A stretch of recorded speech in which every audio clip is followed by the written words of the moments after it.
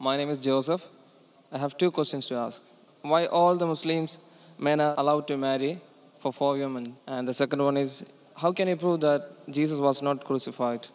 Brother, there's two questions. Brother, are you a Christian? I am. Brother, there's two questions. That why does Islam permit a man to have up to 4 wives? Why does Islam permit a man to have more than one wife? And second question, how can you prove that Jesus Christ, peace be upon him, was not crucified? That Quran is the only religious book on the face of the earth which says marry only one. You read the Bible, you read the Ramayana, you read the Mahabharata, you read the Veda. No religious book on the face of the earth says marry only one besides the Quran. If you read Ramayana, the Hindu scriptures, the father of Sri Ram, he had more than one wife. If you read Mahabharata, Sri Krishna, how many wives he had? 4, 10,000, 10,000. He had 16,108 wives. So if Sri Krishna can have 16,108 wives, so why can't Muslims have maximum up to 4? If you read the Old Testament, it says that Solomon, peace be upon him, had 700 wives. Abraham, peace be upon him, had 3 wives. So Old Testament tells you can marry as many wives as you want. Same as the New Testament says that you should follow Old Testament. So in Hinduism, in Christianity, in Judaism, you can marry as many as you want. It is later on that the church put a restriction that Christians should marry only one. It is later on, Rabbi Benjamin Yehuda passed a synod and say that Jews should marry only one. Otherwise, previously, they used to marry as many as they wished. It is the Indian penal code in India in 1954 that put a restriction and said, under the Hindu Special Marriage Act, the Hindus should marry only one. But the scriptures put no restrictions. Let's analyze what does the Quran say. Quran says in Surah Nisa chapter 4 verse number 3, marry women of your choice in 2s, 3s or 4s, but if you can't do justice, marry only one.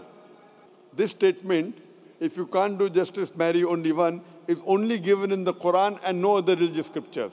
Let us analyze why does Quran give permission for the Muslim men to marry more than one woman, maximum 4. The reason is that by nature, male and female are born in equal proportion. But if you ask any pediatrician, he will tell you, the doctor of the children, that the female child is stronger than the male child in fighting germs and diseases. So you have more deaths among the male children as compared to female children. So in pediatric age itself, the females are more than the males. As life goes on, there is death due to wars, due to alcoholism, due to drug addiction, due to accident. In all these cases, more men are dying as compared to females. So today in the world, there are more females as compared to males. In few countries, like India and China, the female population is less than the male population because of female feticide and female infanticide. In India, according to a BBC report, every day more than 1,000 fetuses are being aborted after they are identified as females. If you multiply this figure by 365, you get a total of more than 1 million fetuses are being aborted every year in India after they are identified that they are females. According to the Tamil Nadu government hospital report, out of 10 females born alive, 4 are put to death. If you stop this evil practice of female feticide and female infanticide in India, even in India, the female population will become more than the male population. Even in China, if you stop this evil practice, the female population will become more than the male population. Today, if you analyze, in USA alone, there are 4.7 million females more than males. In UK alone, there are 1.2 million females more than males. In Germany alone, there are 1.6 million females more than males. In Russia alone, there are 10.6 million females more than males. And God alone knows that how many females are more than males throughout the world. If I agree with you that one man should only marry one woman, and suppose your sister happens to live in America, or suppose my sister happens to live in USA, and the market is saturated, every man has found a wife for himself, yet there will be 4.7 million females who will not find life partner. And if your sister happens to be one of them, or if my sister happens to be one of the 4.7 million females who have not found a life partner for themselves, the only option for them is that she either marries a man who already has a wife, or becomes public property. Public property, such a harsh word. It is the most sophisticated word I can use. I cannot use a better word.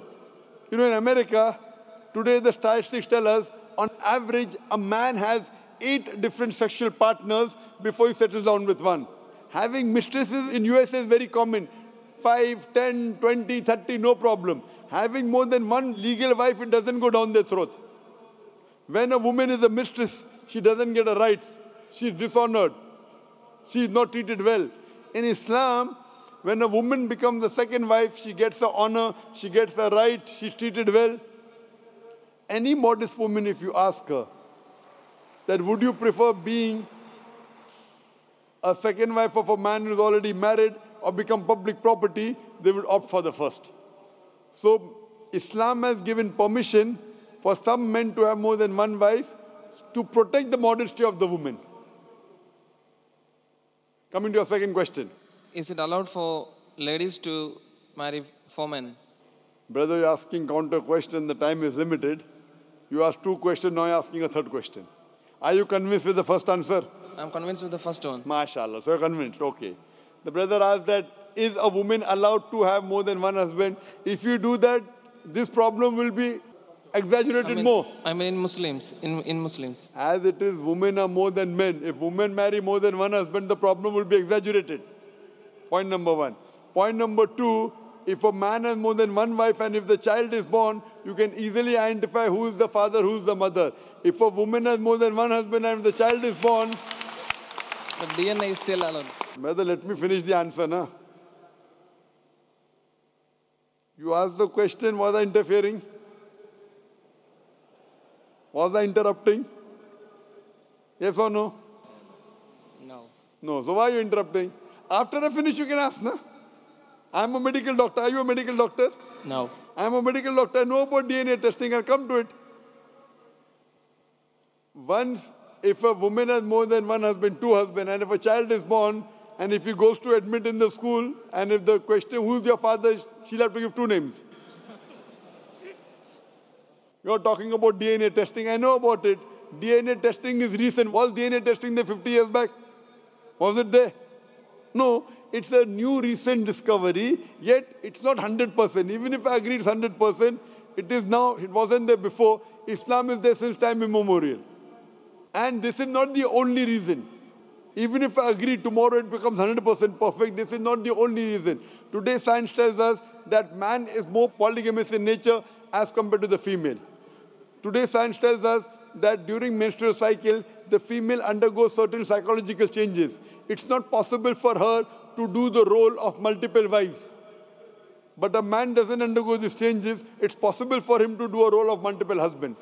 Today science tells us that if a man has multiple sexual partners and all are faithful, there is no problem. But if a female has multiple sexual partners and all are faithful, there are chances of sexually transmitted diseases to emerge. And that disease will go back to the male partner. So medically, it is not acceptable that a female has multiple partners, but medically and scientifically, it's acceptable that a male can have multiple partners.